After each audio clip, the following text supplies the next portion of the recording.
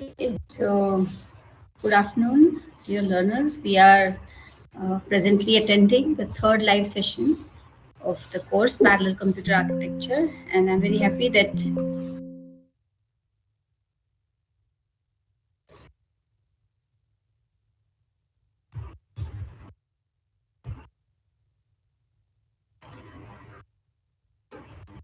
sorry for the glitch. So I'm very happy that all of you are sincerely attending all the lectures, doing the assignments, and I hope that you're preparing well for the end sem final exams for PCA. All right. So this live session is going to actively cover the topics for week 8, 9, 10, 11, and 12. So briefly, we've in these weeks we have looked at the SGI origin architecture and its protocol, then the NUMA Q architecture. Then we looked at sequential consistency and some relaxed consistency models. Subsequently, we've looked at synchronization and interconnect topologies.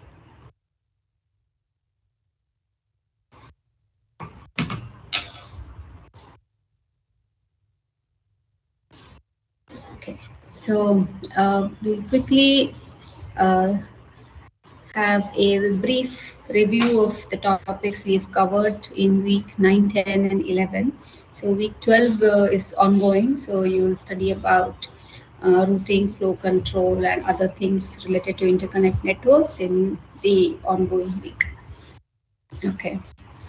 So SGI origin is a directory type protocol. If you have any questions, you can post them in the live YouTube chat, or there is also a link. A form was shared with you. In that link as well, you can post questions. Okay, so there is one question here which I'll take up in 5 minutes. In case more people join, we can discuss that shortly. Okay. So we'll quickly just see what we can have a revision on. So if we discuss on SGI origin protocol, so let me open some slides for that.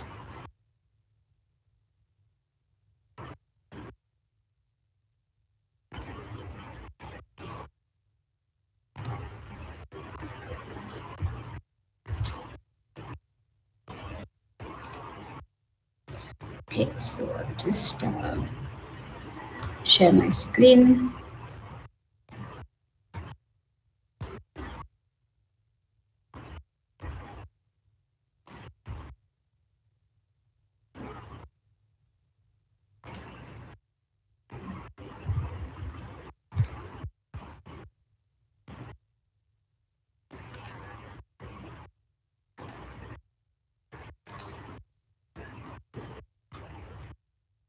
Okay, so directory coherence case studies was the topic in module 6, where we looked at the SGI origin architecture.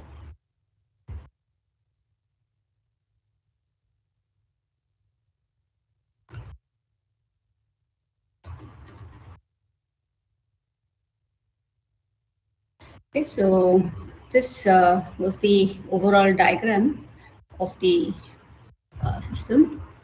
So it consists of two MIPS R10000 processors, which are seen here. These two, each of them have their private caches as well as the L2 cache. It is connected to the hub and to a local piece of the main memory, and then two such modules are connected over the interconnect network. So this was the scalable copy. Then we have a shared state where one or more caches will have a shared copy. Then we have exclusive, and then we have 3 pending or busy states. this is a flat memory-based system where we have a 64-bit entry. So each bit will correspond to a particular node if we are following the bit vector format. And to support larger systems, it follows a coarse vector format. So if you recollect, a coarse vector says that is a bit which indicates that we are now following a coarse vector, and then every bit in these 64 bits will then represent a cluster of nodes. That's the coarse vector format. Okay.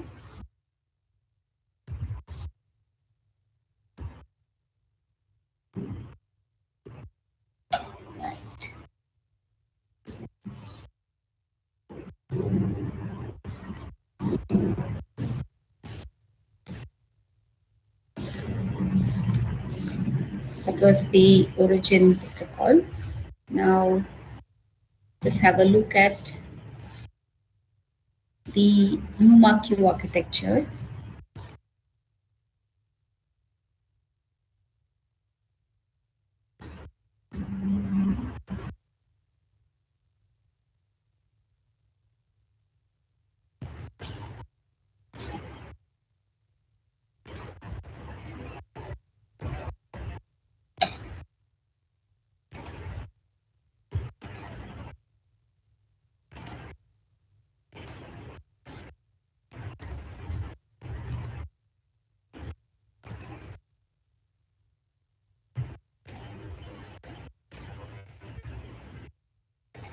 Sequent NUMA queue architecture, which we studied in the module number 6.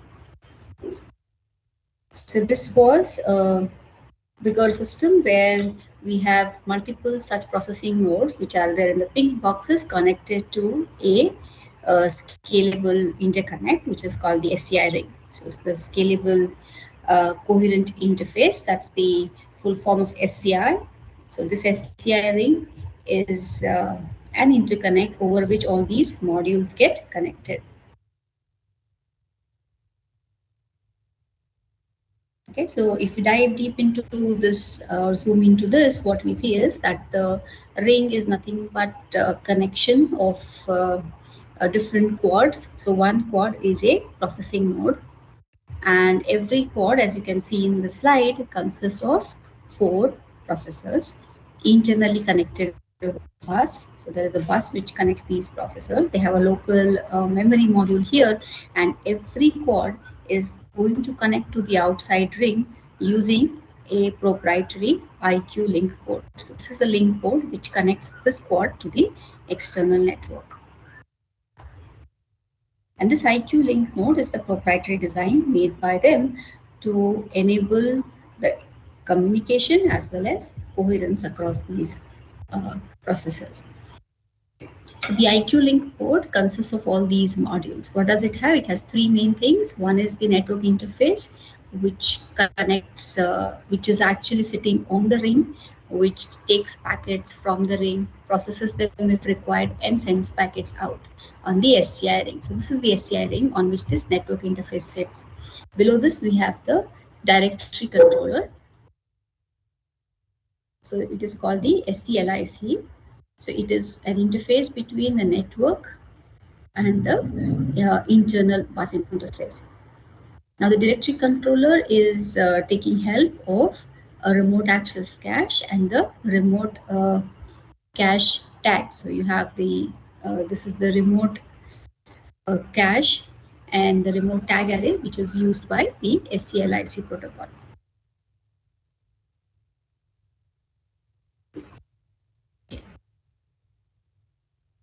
And the Orion bus interface, this is going to help us to communicate the internal communication. If there are processors below this, so if these processors want to send a message outside, that is they are sharing a block which is outside somewhere else of the SCI interconnect, it has to go through the OBIC interface to the directory controller and then out through the network interface.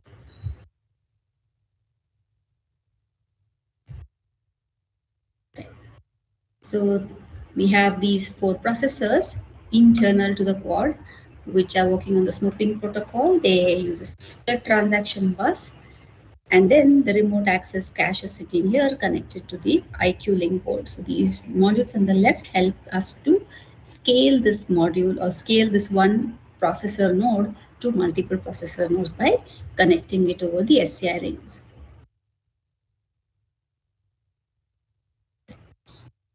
And this is going to follow a cache-based directory structure. The previous architecture was using a flat memory based structure. So a cache based structure is like a linked list where you have a home node. Home node is that memory module in the particular quad which is having the address of that particular location.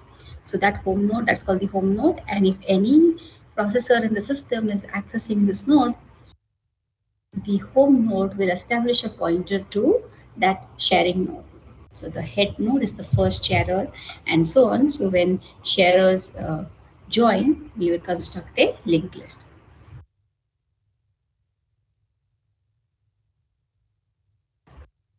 Sorry, forward. And there are very interesting directory states in this. So the directory states is home because when the node is not shared by anybody, the state of the directory is home. But note that when this node is at home, it could be shared among 4 processors in the system. So these 4 processors P1 to P4, they could be sharing the node, but because it is internal to the quad, it is the directory state of this node is still home. When more than one sharers are there, read-only copies, we call the state as fresh, and if there is a writable copy in the system, we call it gone. So gone means the home does not have the copy anymore. So correct copy is not with the home node, so we call it gone state. And there are further states, but we won't discuss them in detail. So overall, we've discussed a few states in this protocol. So we discussed the architecture as well as the protocol for the sequence queue and the SGI origin architecture in the protocol.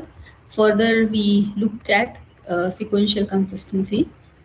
So before we move on to that, let me see if there are any questions.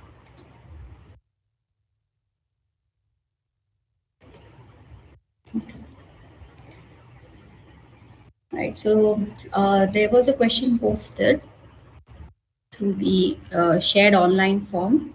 So which says that how is cache coherence going to change with the introduction of compute in memory systems, since updates in memory will not necessarily be visible on the bus? And are there simple approaches, and is there a research happening in this area? Okay, so very good and relevant question. It is definitely a question which is slightly open-ended because it is still an ongoing field, because computing memory has just recently come, and as we expand the applicability of computing memory for newer applications, we might encounter newer avenues of hurdles and possible solutions we want to propose. Okay, so the question is this, how is cache coherence going to change with compute in memory? So as I said, this is an open-ended question. I'll just take up answer to this related to a particular type of an application. So if you are using computing memory for neural network accelerators, then it completely depends on the type of programming model and the type of application which you've written, which is going to exploit the computing memory. For example, if I am doing a CNN-based computation in as a computing memory application, then I'm going to divide my convolution or inference task across small modules in my CIM. Okay, so my computing memory is a big dense system, and if I have multiple memory modules, I can have compute associated with each of them, or I can have a big memory module and then I can share part of the computation close to it. For example, if I'm using a high bandwidth memory or a 3D memory cube, then I have a logic layer on which I'm going to deploy my neural network hardware, which is going to read the data from the 3D memory. So if I'm reading data from the 3D memory, the compute module, which is associated with a particular memory vault, that is a column of memory banks, is going to access data only from those memory banks. It is not going to access data from other memory banks. And each of these small compute nodes, which are normally called the processing elements. So these processing elements in general do disjoint tasks, right? So they are like multi-threaded programs with lesser parallelism, because the operations in CNNs are more, same operation has to be done on different data items. So there is less data sharing. The data sharing only happens when I'm going to consolidate the results. But if I have designed my data flow such that the consolidation of the result happens in the same processing elements, which is accessing the same set of memory banks, then there is no sharing of data across processing elements. So when there is no sharing across processing elements, the problem of coherence will not arise.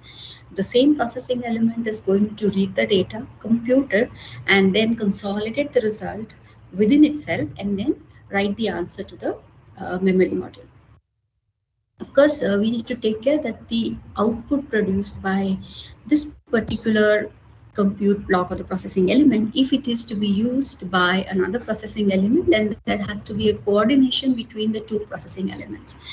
So this is managed by the software or the hardware controller, which is deployed along with the computed memory.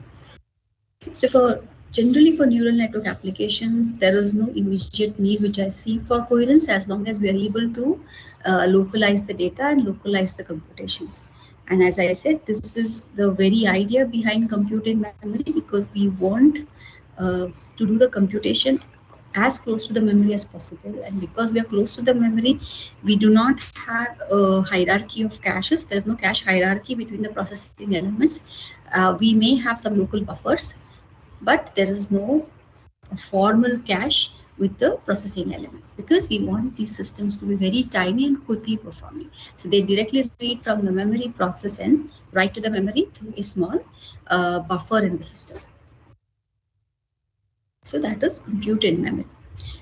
However, if you're still interested, what you could look at is, these days we have data centers which are going to use lots of sharing of memory across the cloud. So this is called the disaggregated memory. So in this case, you will have to face the problems of cache coherence if your application is running across different data servers and you have caches. Where each data server has a processor, a cache, and you have several such data servers connected over the cloud. So if this is your setup, then you need to make sure that your application is running in a cache coherent manner. So for this, there is the CXL link, which is the coherent interface.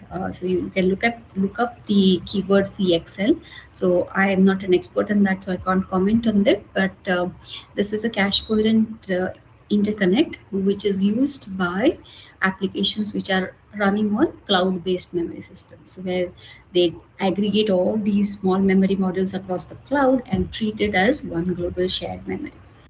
Okay, so that's one avenue where we can consider more applicability of the cache coherence protocols.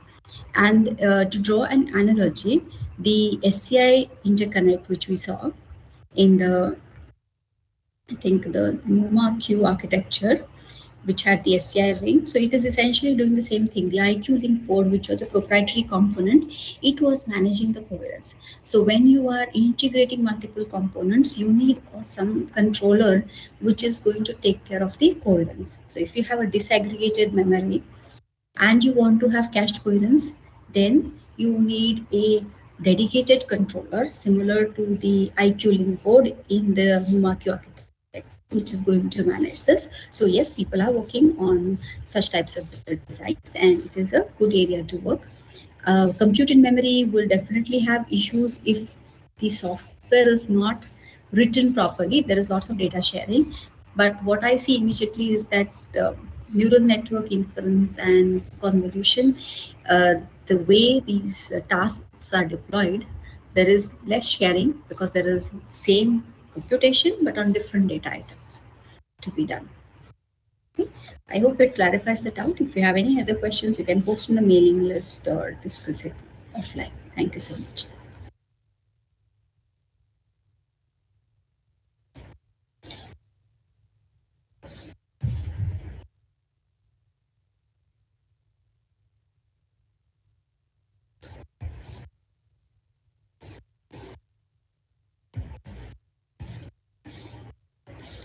So there's a question about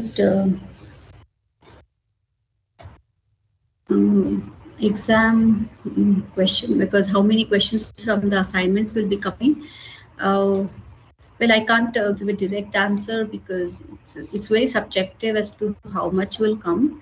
But if you have practiced the assignments very well, mostly sometimes we take from the assignments or sometimes we adapt the assignment questions so that they become more generic. Certain assignment questions are very direct, so we don't want to make direct questions.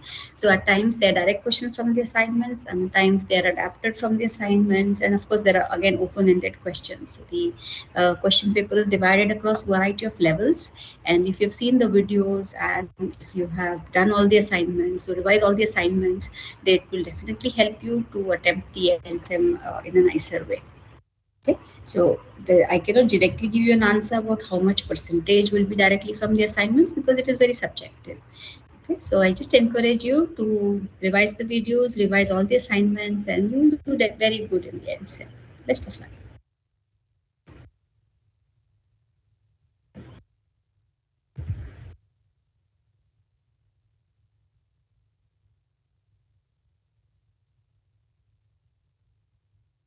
Okay, any more questions? So coming back to the topic, so we've seen SJ origin, Hemangee, then we saw sequential consistency. So that was, wait a minute, let me just open up the slides.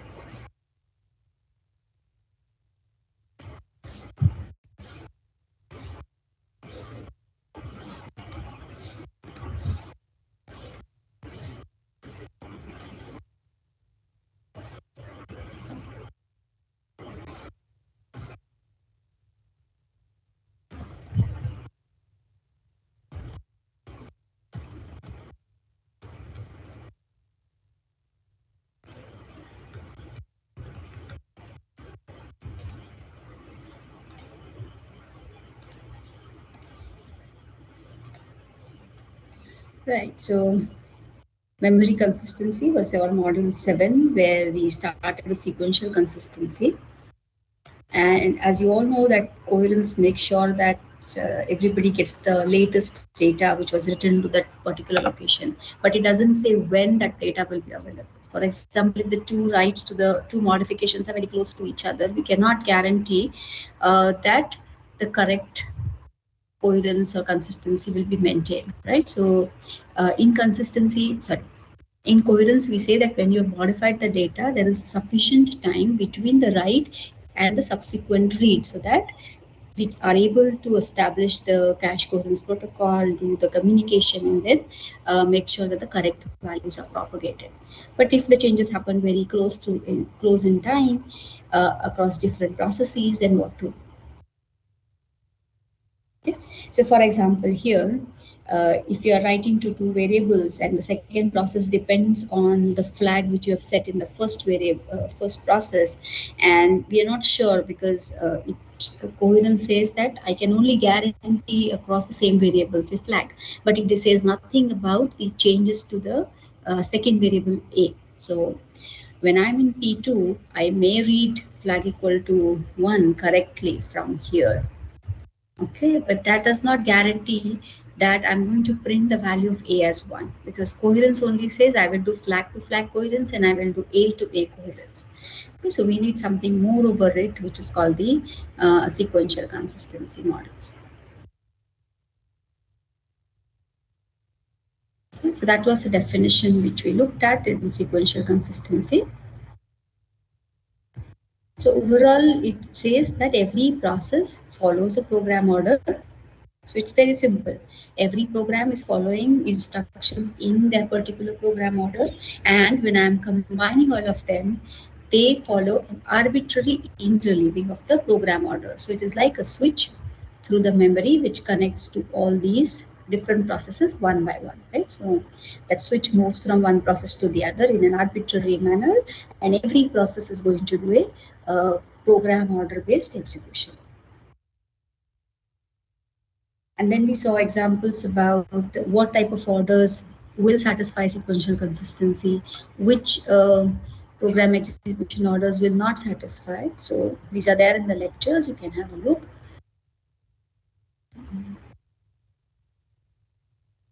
Right, so then we did a detailed analysis of SC and then said that SC is always not sufficient, so we need to relax certain things, but we cannot relax everything because we want to maintain the right to write order. So certain orders have to be maintained, but the right to read order need not be maintained for all variables. I want to maintain the right to read order only for my flag variable, but not for my other 10 variables which I'm modifying in my program.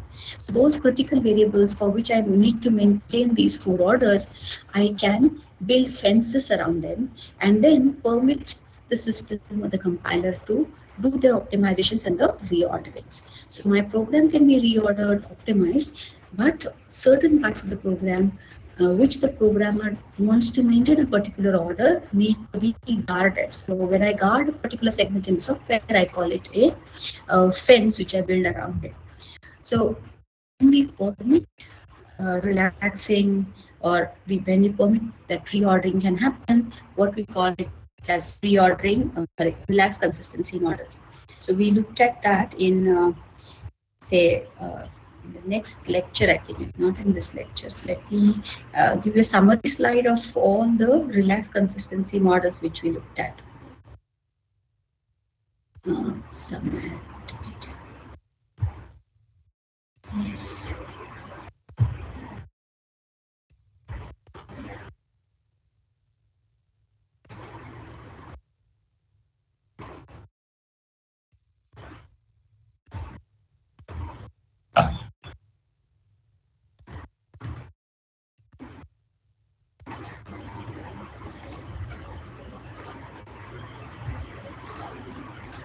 Yes, so this was the summary chart of the relaxed consistency models, which says that the program orders are write followed by read, write followed by write, and read followed by read and write. So these are the program orders. Sequential consistency, which is SC, does not permit any reordering. So we don't have a tick here. It does not even permit read others write early, but it permits us to read our own write early. So if a process is modified A, it can read its value, but it doesn't say that if some other process has modified the variable A, another process cannot read it early until everybody else has seen the effect. So that's the sequential consistency. Then we looked at these several relaxed consistency models. The first set was IBM TSO and processor consistency, which were permitting the relaxing of WR order. So they relax this, they do not relax these next two, and they relax this, but they do not, two of them don't relax this. So these say that you cannot read others write early, but you can read your own write early. Then we have weak ordering and release consistency, these two models which relax everything, right? So they relax all the orders. Now we'll say if all the orders are relaxed, how do I maintain the program correctness, right? So these are done by the concept of a safety net, which is written in the last column. So for all the parts of the program where I want the order to be strictly maintained, I'm going to use special instructions called safety nets or synchronization constructs to make sure that the order is maintained. And this is a list of the instructions. For example, RMW is a read modify write type of an instruction which is used by TSO. Then you have store bar, that is a store barrier. Then you have memory barriers, you have release and acquire type of synchronization constructs. So all of these can be used in small segments of the program to make sure that your orders get maintained. And the other set of instructions outside these small borders are permitted for optimizations and reordering. Okay, so that's what we did in sequential consistency and relaxed consistency models. Then we looked at different synchronization options. That is the same. How is RMW implemented? How is test and set implemented? Then we have the load, linked, and store conditional, which is a very nice and fancy instruction pair, a very fascinating instruction pair, which helps us to do in an optimized manner, because every time when you do a read, modify, write, you write to that variable, and when you write, you end up invalidating all the other copies. So it is going to lead to a lot of read-write traffic over the network. So this LLNSC instruction is very nice because it polls in the local copy, and whenever it sees that the variable is free, it tries to go and write. So when it tries to write, it goes to the coherence mechanism, and exactly one of the processes will be able to get the interconnect permission of the bus and then modify, and the others won't get the bus, and later they'll figure out that the lock was not available for them. In case they try to do the store conditional, but if the store conditional fails, then there are return flags given by that instruction which tell that the SC was not successful, so we were not able to acquire the log.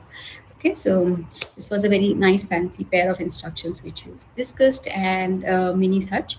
Then the last topic, which is ongoing right now, is interconnect. So you can look at the different interconnect topologies, scalable interconnect, 2D mesh type, ring based, and hypercube, different topologies. Then we are going to look at the routing algorithms, the methods in which my data will go from one node to the other, and also flow control, because when there is resource contention, that is, I'm going through one path and that road is blocked, how do I proceed further, right?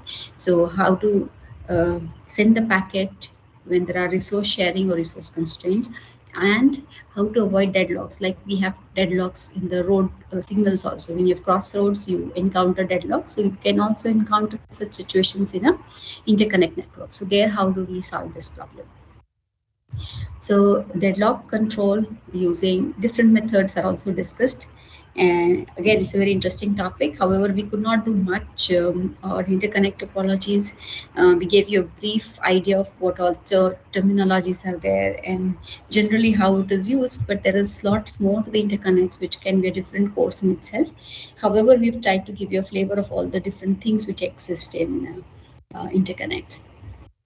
Right, so overall, I've given you a feel of what was happening in the past few weeks, and hopefully you are able to follow the lectures and uh, preparing for your exams nicely. So do the assignments in time. I hope you're all doing it well, and the assignment solutions also get posted after the week is over, after the deadlines are over, so you can check what the solutions are, and then if you have missed something, your understanding is lacking somewhere, go back, see the video, and you can redo the assignment. So I would advise that all the assignments which you've done, you can maybe do them once more without looking at the answers. So that will help you to look at what your preparation level is. And so now only 1 or 2 weeks are left. So before the exams are approaching, you can revise the lectures and try to redo the assignments. Or while looking at the lecture also, if you think that you understand this topic, you can pause the video and try to answer certain things for yourself. Okay, so this way you can easily revise things, and I'm sure you'll all do well in the exams. Thank you. So if you have no more questions, we can end this session in a few minutes.